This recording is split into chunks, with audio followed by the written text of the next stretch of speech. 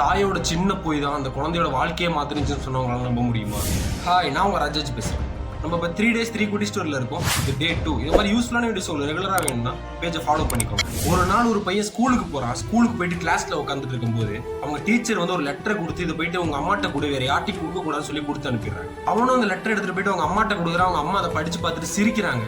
இந்த பையன் அந்த லெட்டர்ல என்ன இருக்கு அப்படின்ட்டு அவங்க அம்மாட்ட கேட்குறாங்க. அவங்க அம்மா சொல்றாங்க, இந்த ஸ்கூல்ல உனக்கு சொல்லி கொடுக்குற அளவுக்கு யாருக்குமே அறிவு இல்லை அப்படின்னு அந்த லெட்டர்ல எழுதியிருக்காங்கப்பா அந்த டீச்சர் அப்படின்ற மாதிரி சொல்லிடுறாங்க. சரிம்மா, நான் இப்போ என்ன பண்றது அப்படின்ட்டு அவங்க அம்மாட்ட கேட்குறான். நீ போயிட்டு லைப்ரரியில போய் படி அப்படின்ட்டு சொல்லிடுறாங்க. இவனும் டெய்லி போய் லைப்ரரியில படிக்கிறான். அப்படி சில வருஷம் போகுது. கொஞ்சம் வருஷத்துக்கு அப்புறம் பாத்தீங்கன்னா மிகப்பெரிய சயின்டிஸ்டா மாறிடுறான். திடீர்னு அவங்க அம்மா இறந்து போயிடுறாங்க. இறந்து போனதுக்கு அப்புறம் அவங்க வீடெல்லாம் கிளீன் பண்றான். கிளீன் பண்ணும்போது ஒரு புக்ல இருந்து ஒரு லெட்டர் விழுது. அப்பதான் தெரியுது அவங்க டீச்சர் கொடுத்த லெட்டர் அப்படின்னு சொல்லிட்டு அதை எடுத்து படிச்சு பாக்குறான். அந்த லெட்டர்ல உங்க பையனுக்கு மூளை வளர்ச்சி கம்மி, நீங்க இந்த ஸ்கூல்ல வச்சுக்காதீங்க, அவனை கூட்டு போயிடுங்க அப்படின்ட்டு எழுதிருக்கு. படிச்சுட்டு அவன் கதறி அழுகுறான். அழுது முடிச்சுட்டு அவனோட டைரியிலேயே எழுதுறான். அந்த பையன் வேற யாரும் இல்ல, the great scientist Thomas Alva Edison.